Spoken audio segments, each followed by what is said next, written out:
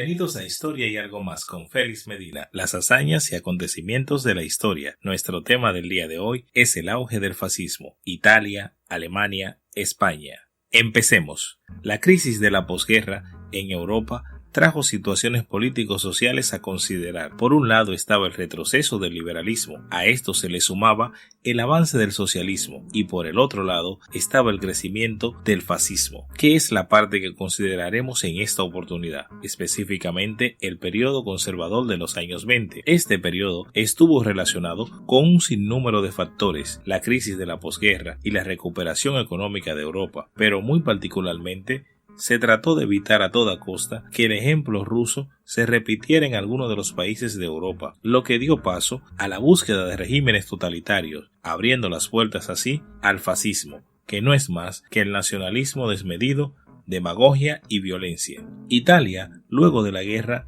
no obtuvo los territorios acordados en los acuerdos de posguerra, lo que se llamó una victoria mutilada. Era un país joven, con una democracia débil.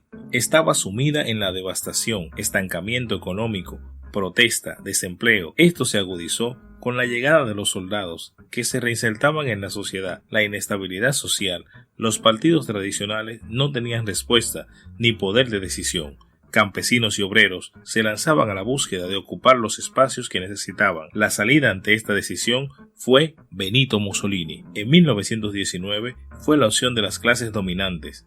Creó las milicias negras, las famosas camisas negras, como forma de contener el ejemplo ruso, que se vislumbraba en el horizonte europeo.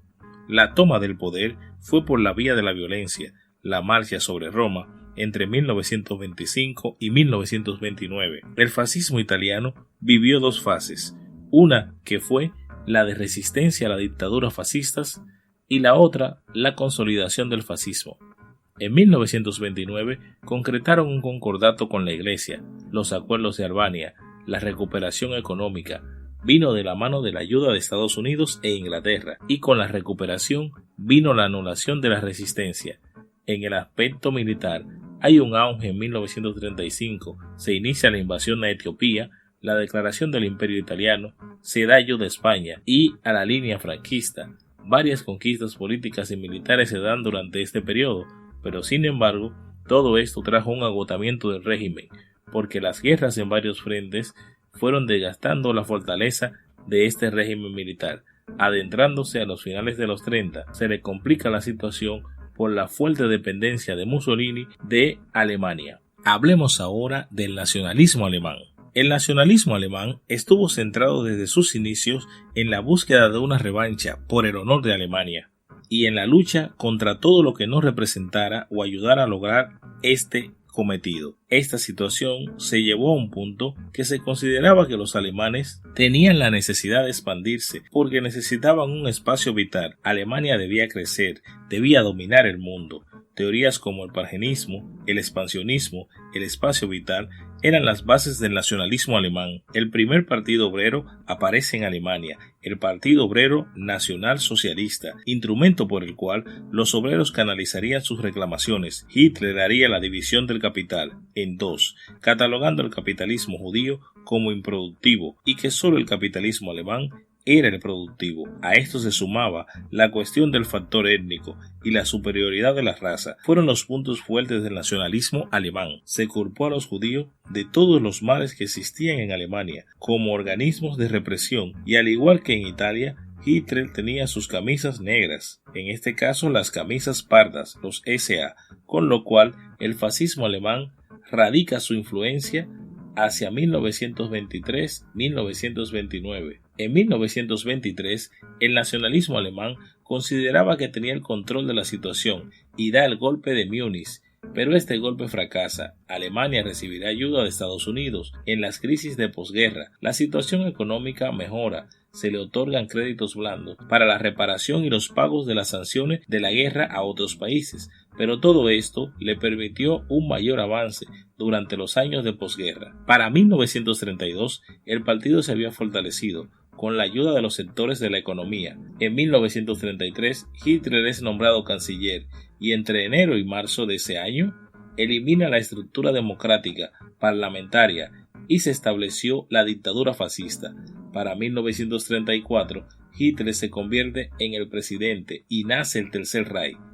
Con él se establece una política económica armamentista que preparará su camino hacia la guerra, aumentando vertiginosamente sus fuerzas militares.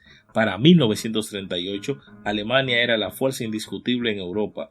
Era la fuerza más poderosa de toda Europa, tanto en aire, mar y tierra, lo que convirtió a Alemania en una potencia de primer orden. Seguimos con el caso español, el falangismo español. El falangismo español fue la versión del fascismo en España. A diferencia de los casos anteriores, Italia y Alemania no lograron una presencia de masa considerable. En 1920 se estableció un gobierno militar que fue nombrado por el rey Alfonso XIII. A esto le siguen los 7 años indignos hasta 1930. El rey convoca elecciones, las cuales demuestran que la monarquía ya no era querida y se estableció la Segunda República, pero los vaivenes y el incumplimiento de las demandas de las reformas sociales y políticas no terminadas hicieron que se perdiera el apoyo popular. Esto lo aprovechó la derecha para llegar al poder hacia 1936. En 1939, la derecha llega al poder. Sin embargo, el Frente Popular llega al poder con los partidos de derecha. Se unieron y se produjo una sublevación militar que trajo como resultado una guerra civil. Y a esto se sumó la intervención extranjera.